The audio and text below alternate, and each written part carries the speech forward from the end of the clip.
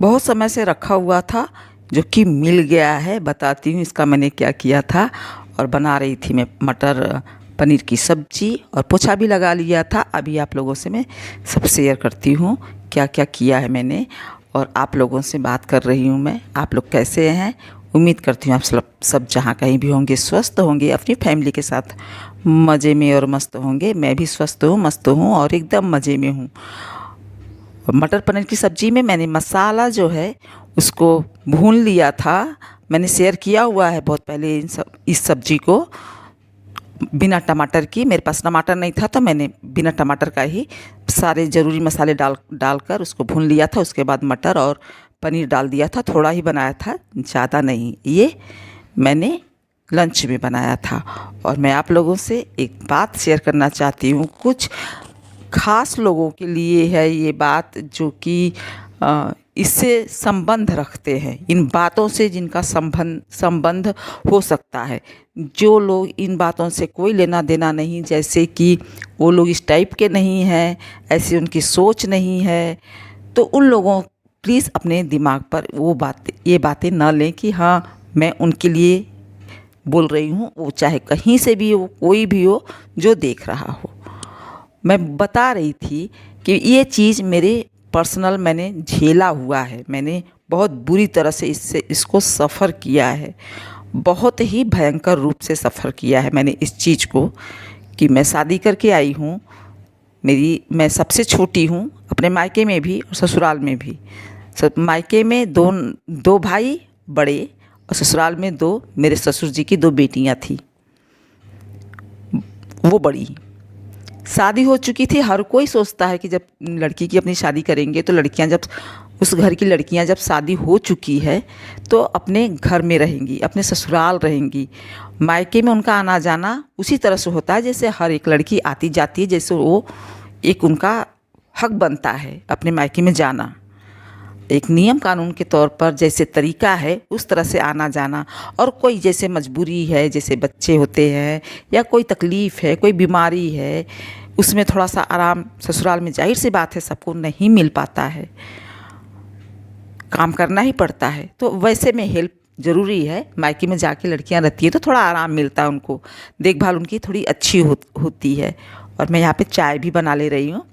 बनाकर मैंने छान लिया है, इसको बनाती रहूँगी और आप लोगों से अपनी बातें, अपना काम भी करती रहूँगी और शेयर भी करती रहूँगी अपनी बातें जो कि मेरे साथ हुआ है। मूंगफली का दाना भी मैंने भुना हुआ था, उसको भी ले रही हूँ थोड़ा सा। और मैं क्या बोल रही थी कि लड़कियां जो तकलीफ़ में रहती हैं उनको अपने मायके में जाके रहना अच्छी बात है, रहना चाहिए।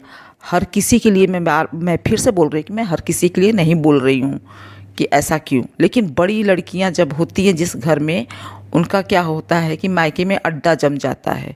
उनको मायके ससुराल में काम करना पड़ता है, सास की सेवा करनी पड़ती है, सुबह जल्दी उठना रहता है, रात को देर में सोना है, ठंडी है गर्मी है, तो वो बचने के लिए वहाँ से भागकर आती हैं अपने मायके में। मायके में हुकूमत करती हैं अपनी भाभीयों के ऊपर, जो भी भाभी उनकी हैं। चूँकि वो बड़ी रहती हैं तो उनका अदब लिहाज करने के चक्कर में भाभी का 10 साल तक इसी तरह चला जाता है। क्योंकि वो बड़ी हैं तो उनका अदब करना रहता है, क्योंकि उनकी हर बातों को देखना रहेगा। उनकी छोटी से छोटी बातें उनके मायके में पहुंचाई जा सकती है, उनके घर वालों की बेइज्जती हो सकती है, मायके वालों की, भाई की और पिता की बेइज्जती होती है। तो इसमें वो अपने 8 से 10 साल इसी तरह से गंवा देती हैं। किस चीज़ में? वो उनकी सेवा में गंवा देती हैं जो अपना सिर्फ फ़ायदा लेने के लिए मायके में अपने आए हैं। और वो लड़कियां जिनकी सेवा की जाती है, जो हुकूमत करती रहती हैं उनके ऊपर, वो जब उनका समय निकल जाता है, उनका फ़ायदा निकल जाता है, तब वो निकल जाती हैं अपने बाल बच्चों में रम जाती हैं। और फिर वो पलट कर नहीं देखती हैं कि मैं किसी दिन उस घर में फ़ायदे के लिए टिकी रहती थी और वहाँ पर लोगों पर हुकूमत करती थी। और ये सूट मैं लेकर आई हूँ जिसको मैंने सिल दिया है, सिल के रखा हुआ था, मैं भूल गई थी, कहीं रखा हुआ था, मैं भूल गई थी और अचानक मिल गया था। मुझे बहुत खुशी मिल गई कि ये मुझे मिल गया है। इसकी लेंथ थोड़ी सी ज़्यादा थी तो मैंने इसको काटने के लिए रख दिया था। मैंने ही सिला हुआ था। तो अब मैं काट के फिर इसको ठीक कर लूँगी और बाकी सब तैयार है। लेंथ भी तैयार ही था, लेकिन मेरा मूड आया कि मैं इसको शॉर्ट करूँगी। उसी चक्कर में मैंने इसको कहीं रख दिया और ये भूल गया मुझे। फिर जब मिल गया है तो मुझे खुशी मिली कि चलो अब ये मिल गया, अब इसको तैयार करूँगी किसी दिन। और मैं आप लोगों से जो बता रही थी कि जो लड़कियां होती हैं वो आती हैं अपना बस उल्लू सीधा करने के लिए। जब तक माँ रहेंगी तब तक अत्याचार करती रहेंगी। मैं हर किसी के लिए नहीं बोल रही हूँ कि कोई भी इंसान, चाहे भाभी ये छोटी है तो उनके ऊपर हुकूमत मत करिए। ये सोचकर मत आइए उनके पास घर में, मायके में, कि मेरी भाभी और माँ के साथ बैठकर प्लान बनाते रहें भाभी के ख़िलाफ़ और भाभी को परेशान करते रहें। क्योंकि एक दिन जब माँ चली जाती हैं तो भाभी के पास ही आना रहता है।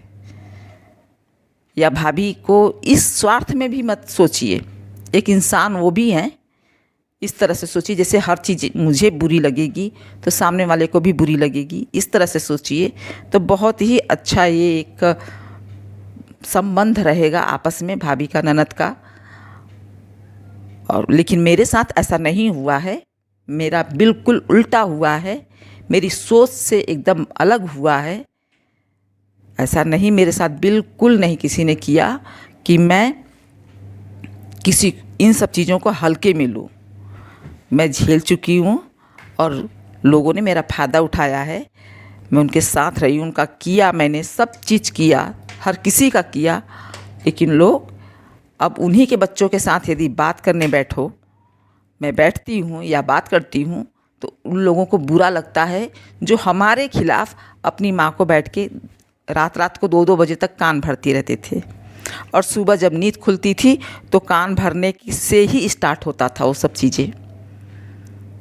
तो प्लीज़ आप लोग भी अपनी भाभी के साथ प्यार से रहिए। भाभी बुरी नहीं होती हैं, लेकिन फ़र्क ये है कि आप उनको समझिए थोड़ा सा कि वो क्या है। छोटी है तो उनका फ़ायदा मत उठाइए कि वो आपका अदब लिहाज करते ही पूरी उम्र निकाल दे।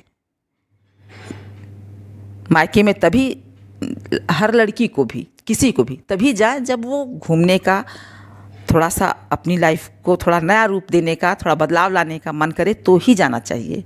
या फिर कोई दिक्कत है, परेशानी है उसके शरीर में या मायके में उसकी ज़रूरत है, उसको रहना पड़ रहा है तो।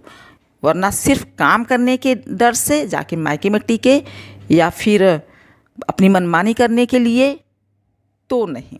तो बिल्कुल उसको तो स्वीकार भी नहीं करना चाहिए भाभी को।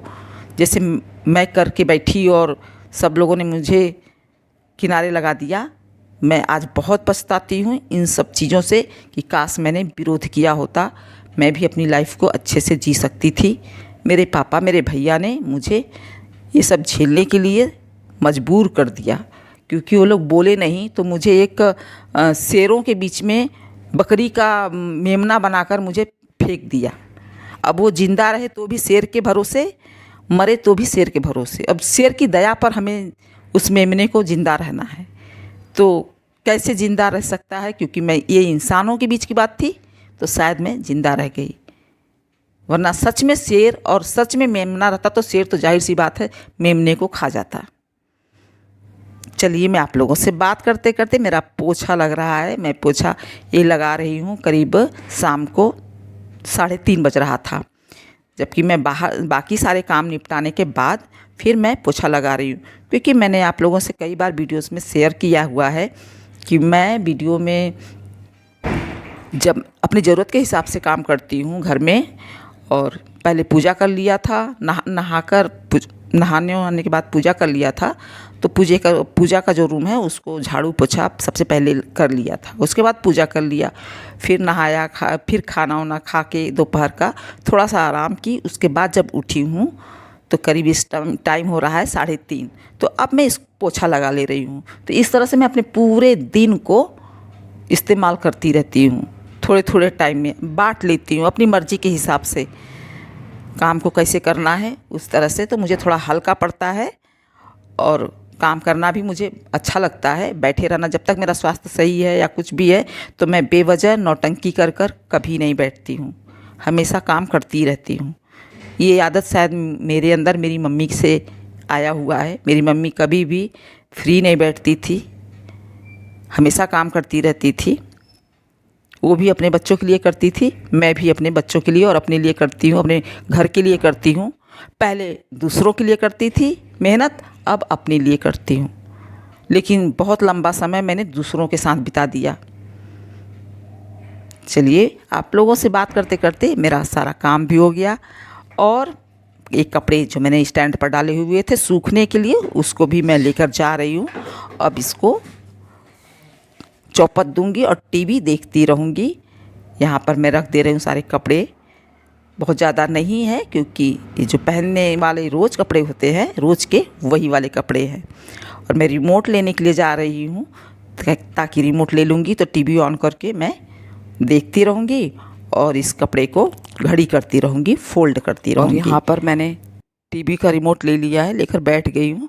अब ये कपड़े को फोल्ड करती रहूँगी, टीवी थोड़ा सा देखती रहूँगी। और पोछा तो मैंने लगा लिया, जो कि मैंने आप लोगों से शेयर किया, जस्ट अभी लगाया है।